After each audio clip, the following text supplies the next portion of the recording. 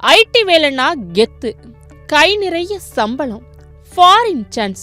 இனிமே அந்த சீசன் இல்ல போல. டிசிஎஸ், இன்டெல், மைக்ரோசாஃப்ட் பேரு வேணா பெருசா இருக்கலாம், ஆனா இப்போ அங்க நடக்கிறது ஒரு பெரிய அநியாயம். கொத்து கொத்தா இளைஞர்களை வேலையை விட்டு தூக்குறாங்க. ஐடி துறைக்கு ஆப்பு வச்சாச்சா? வாங்க உள்ள என்ன விஷயம்னு பாப்போம். முதல்ல இந்த லிஸ்ட பாருங்க, சும்மா தலை சுத்திடும். இன்டெல்ல 21,400 பேர், டெல்லுல 12,500 பேர், நம்ம டிசிஎஸ் 12,000 பேர், மைக்ரோசாஃப்ட் 9,000 பேர்.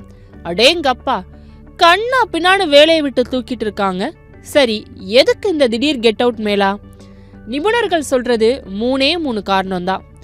1, உலக அளவுல நடக்கிற ட்ரேட் வார். 2வது, ப்ராஜெக்ட் வரல, கிளைண்ட்ஸ் எல்லாம் கம்பி நீட்டிட்டாங்க. 3வது, நம்ம ஷேர் மார்க்கெட்டும் சுத்தமா படுத்துருச்சு. இதெல்லாம் ஒரு பக்கம் இருக்கட்டும், ஆனா வேலையை விட்டு அனுப்புறதுல ஒரு மனிதநேய வேண்டாமா?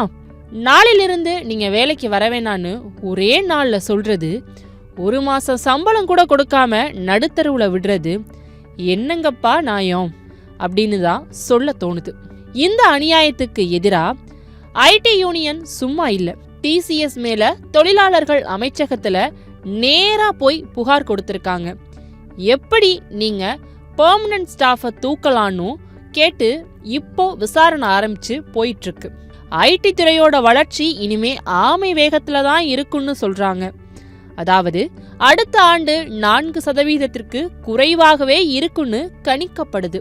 நீங்க ஒரு ஐடி ஊழியரா இல்ல ஐடில வேலை பார்க்க போகணும்னு கனவோட இருக்கீங்களா? இந்த நிலைமை உங்களுக்கு எப்படி பாதிக்குது? இதுக்கு என்னதான் தீர்வு? உங்க மனசுல இருக்கிறத அப்படியே கமெண்ட்ல சொல்லிட்டு போயிடுங்க.